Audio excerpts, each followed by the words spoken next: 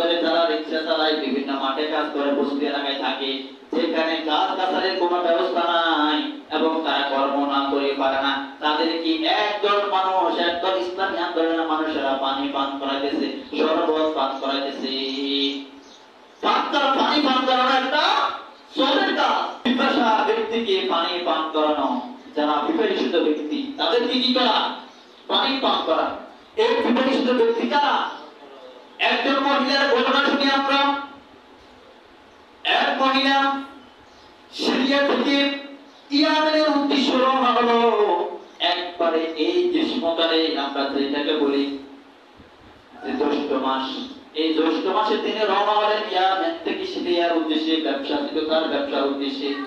তিনি দেখতেছে যে যখন পথে ঘাটতে গিয়েছে একটা পুকুর, গরমের মধ্যে চারপাশে শুধু গরম আর গরম, এমন গরম ছিল ওই কুত্তার গরমের কারণে জিহ্বাটা বাইর হয়ে গেল। বাইর হওয়ার কারণে কুত্তার জিহ্বা থেকে এমন লালা বাইর হইতেছে, ওই লালা থেকে তার জন্য বিশুদ্ধ পরিমাণ পানি বাইর হইতেছে।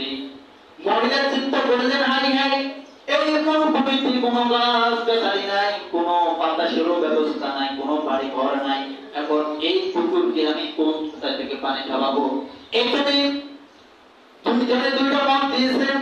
একজন বলেছেন ওই মহিলা একটা পুটলা করে অথবা তার যে একটা ভাণ্ড করে, একটা বাটি করে, একটা বোতল করে তার খাওয়ার জন্য যে পানি নিয়ে গেছে, ওই পানি থেকে তিনি কিছু পানি তার কুকুরকে দিয়েছে। ওই কুকুরটাকে আরেক জায়গায় বর্ণনা এসেছে তিনি পানি খোঁজ করে নে তার পায়ের যে মৌজা ছিল, ওই মৌজা থেকে নলকূপ থেকে পানি উঠাইয়া ওই মৌজা দ্বারা কুকুরকে দিল।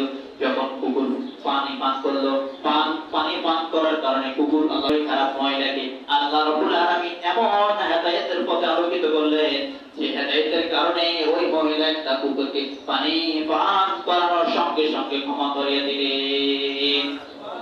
সুবহানাল্লাহ। শুধু পানি পান করালেন।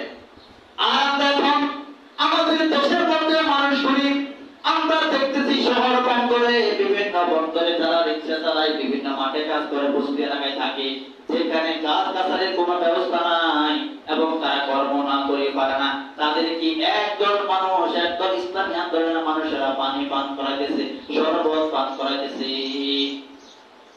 পানি পান করানো